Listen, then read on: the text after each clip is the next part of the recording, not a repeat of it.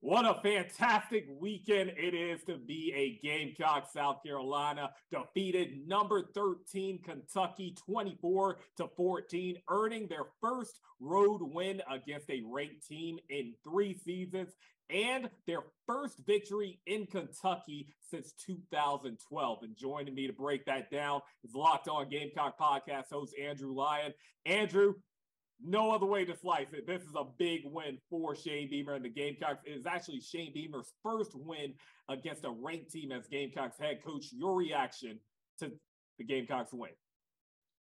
Yeah, Chandler, like you said, there's no question about it. This is a massive win for South Carolina's football program.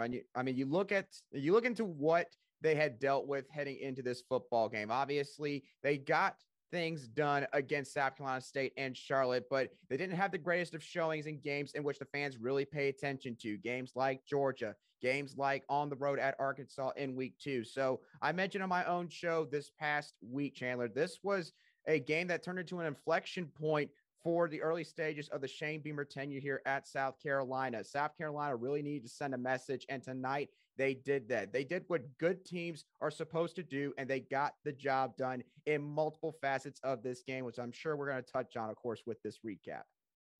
For sure, man. And let's go ahead and kind of talk about the offense, right? Marshawn Lloyd, he rushed for over 110 yards, his second time going over the 100-yard mark in the last 3 games. But this was a tale of 2 halves, right? I mean, the first half, offense struggled.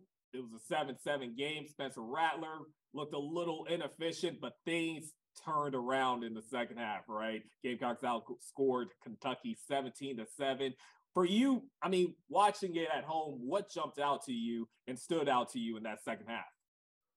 Well, what jumped out to me, Chandler, was simply put, the Gamecocks made plays when they needed to. We talked about how on offense, they have not done a great job in terms of their third down conversion rate up to this point in the season. The Gamecocks, I believe, converted around 50% of their third down plays tonight. A big deal for the offense. That included a bunch of plays where Spencer Rattler rolled out of the pocket, extended plays, and was able to find a wide open receiver. And of course, you got to also credit Marshawn Lloyd, who was just running like a man-child tonight against this Kentucky Wildcats defense, being able to set up the Gamecocks where they didn't have a whole lot of third and long situations, which was key. And then Coach Marcus Satterfield, he deserves a lot of credit in his own right. He made some real timely play calls in that third quarter in particular, which led to multiple Gamecock scores. So all in all, in multiple levels of this offense and the coaching staff, South Carolina got the job done when they needed to. And on defense, of course, they managed to slow down the Kentucky Wildcats enough in their rushing attack, forcing third and longs on their side to where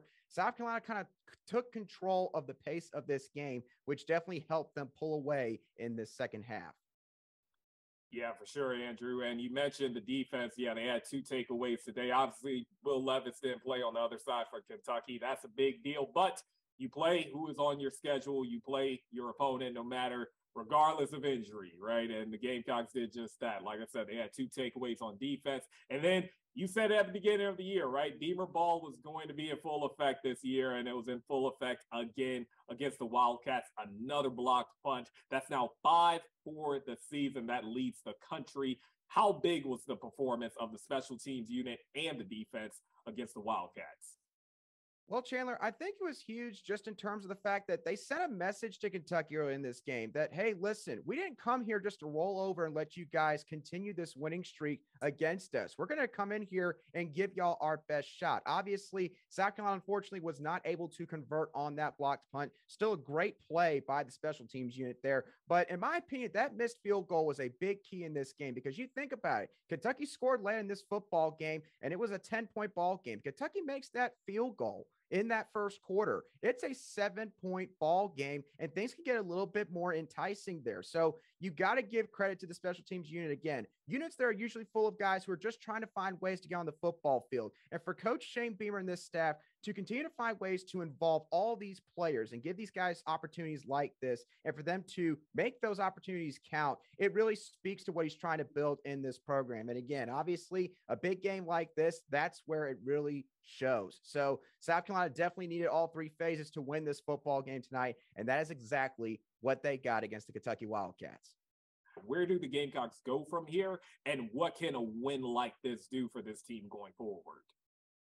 I think it might sound like a cliche answer, Chandler, but honestly, I mean, it all points to confidence and momentum. I mean, this is the first 3-game winning streak this football team has had since 2017. Most of these guys weren't on the roster the last time that took place. And I don't think fans understand it really means a lot when you can build a winning culture and continue to find ways to win football games. This was a team that, let's be honest, by the end of the previous regime's tenure here, they probably didn't really know what it felt like to win football games like this. So for the Gamecocks to get a 3-game winning streak, to get this 3rd win against a ranked SEC opponent on the road, I mean, these guys are going to be feeling great for the next couple of weeks. Going to get a little bit of time to reset, physically and mentally recover from the grind that is an SEC football season. And of course, they got another really big game coming up in just a couple of weeks against the Texas A&M Aggies. So to get a win like this, definitely huge in terms of being a momentum boost for this South Carolina football team.